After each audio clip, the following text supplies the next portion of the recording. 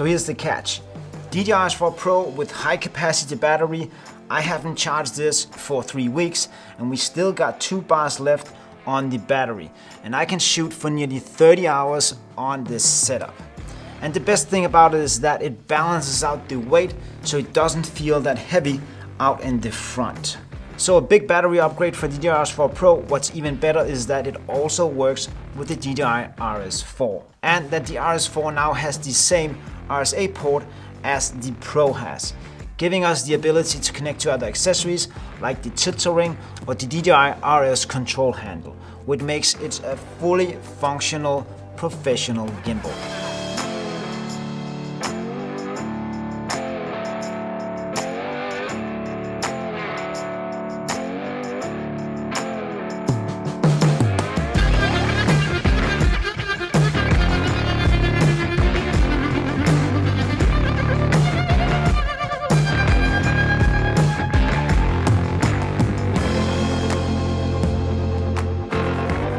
Yes, the DJI RS4 and the RS4 Pro has just been released, 2 completely new gimbals from DJI, but then you might say, hey Pete, these 2 gimbals look exactly like the DJI RS3, and yes they do, and I love it because DJI has taken a design that works and then they just perfected it. I will though say that the DJI RS4 is the one that has been taken on the biggest changes. And when you open up the RS4 for the first time, the first thing you're going to see is that there's a connectivity port and there's a little switch on the side of the gimbal. So let me show you what this does and why this is such a big upgrade to the RS4 from the previous one. And yes, for full transparency, DJI has sent me these 2 gimbals to review, but they do not sponsor this episode and I can say whatever I want about these 2 gimbals. And if you know me, I will. First, let's focus on the DJI RS4 because this will be the replacement for the RS3.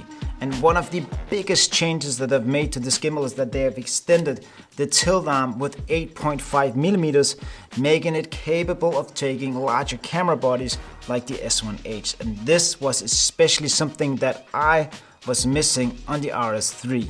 The payload capacity is, however, exactly the same, coming in at around 3 kilos. And the overall feel and design of this gimbal is the same as the previous one. The base plate here is still an Alka Swiss. It has grown a bit in size, so you can slide it side to side. Then there's this little alignment thing here, which makes it easier to mount onto the camera. The touchscreen and the menu is still the same as on the previous model, and the little switch you see here on the side allows you to change the use of the joystick, from controlling the gimbal to actual zooming on the camera. The metal arms here on the RS4 has now been Teflon coated, which makes the balancing process a lot smoother compared to the RS3, where they could be a bit tight. The locking mechanism has been updated and it actually seems like they are gripping better onto the arms as on the RS3. However, I must say that balancing on the DJI RS4 Pro is by far the best. The carbon just makes the process super smooth and easy to balance. Then we still have the auto lock feature, which is something that I really can't live without. In my opinion, once you have tried it, there's no going back. It has significantly improved the overall experience of using a gimbal. However, it does take a second or 2 more to power up. I don't know if this is a firmware thing or it is to actually prevent the gimbal from opening up when it's packed down. And then of course we got the vertical mode on this gimbal, which I will cover later in this video. That was a rundown of the DJI RS4. One thing is though testing a gimbal in a controlled environment like we have here, but how does the footage actually look once we bring this on a shoot? Well, I called up my real estate buddy and asked him if he had a listing that he wanted filmed, and luckily he did. So I took the DJI RS4 with my S1H, and here is how that went.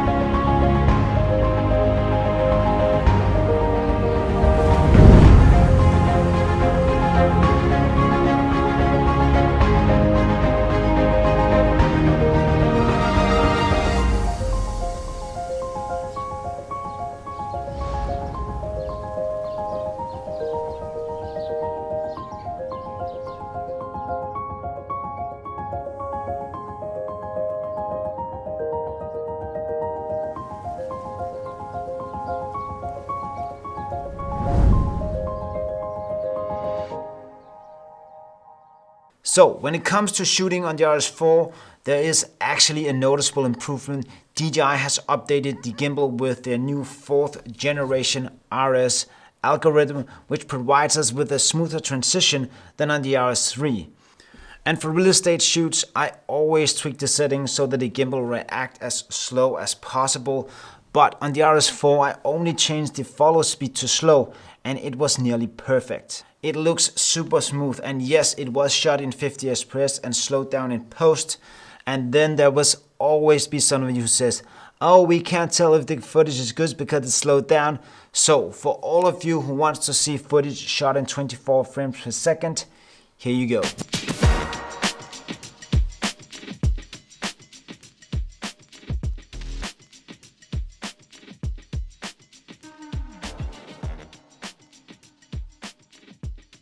Another new feature on the RS4 here is that the customization of the front trigger. Now we can change this between lock and FPV, which I really like, because then I can change the lock mode here to the side of the trigger instead, and then have the front trigger as FPV, as you can see here. You still get the smaller battery for the DJI RS4, which I really like. But as I said in the start, if you want premium power and you want to shoot for up to 29.5 hours straight, you can now buy the DJI's high capacity battery, which is just insane. Look at the size of this. This battery will provide you with 18 watts with power so that you can shoot all day long. When I first saw this battery, my initial thoughts was, who really wants to buy this and add more weight to their setup? But there is actually more to it than just being a battery. What it actually does is that it adds a weight to the bottom, giving you a better overall balance of the gimbal, which evens out the weight when running larger camera setups. The added length also makes it easier to maintain a good posture when shooting low, and giving you extra height if you're using the gimbal as a tripod. So all in all, these changes makes a huge difference for the DJI RS4 and for the users who want a smaller gimbal but still want to be able to connect to the DJI ecosystem.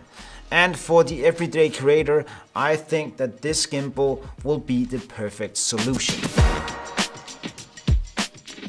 You know it, I know it, vertical video is here to stay, and it's now becoming more of a standard than an option. So being able to switch the gimbal into a vertical position in the upright mode has now become more crucial than it ever have been. And yes, you need to rebalance the gimbal once you have done the transition, but I timed it and it only took me 1 minute and 30 seconds. So let me show you how I do this on the RS4. So the first thing I do is that, of course, we power down the gimbal, and you can do this with the camera on or with it off. I will do it off so you can see the base plate. So what I do, I take the camera off, and then we have this little lever here. I open that, press the button in the front, and then I can take most of the base plate off. And as you can see, this is where it's gonna go into. So we're gonna put this back onto there, lock that, and remember to lock it tight so it's not hanging.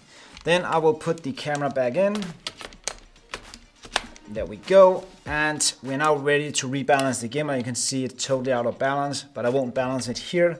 But I will put it back into a normal position with the camera on, so you can see how that's done. We open it again, I push the button, change that over, push this in, and again, remember to tighten it, because if you don't tighten the screw, let me show you what's happening. If this isn't tight, then you can see it's hanging down and the gimbal will be out of balance. So tighten this one is really important. So that's how you switch the gimbal into vertical. Super easy and a really nice addition to the RS4 gimbal. Alright, moving on to the DJI RS4 Pro. The Pro is similar to the DJI RS3 in design, still got the carbon arms as we can see, but it has gotten the algorithm update as on the RS4, and also got the little switch so we can toggle between zooming and using the joystick on the actual gimbal. So as you can see, I have the S1H here with the microphone on and also the follow focus setup, and this is where the DJI RS4 shines because it can take larger cameras, it got bigger arms, it's beefier, it can take a payload of up to 4.5 kilos.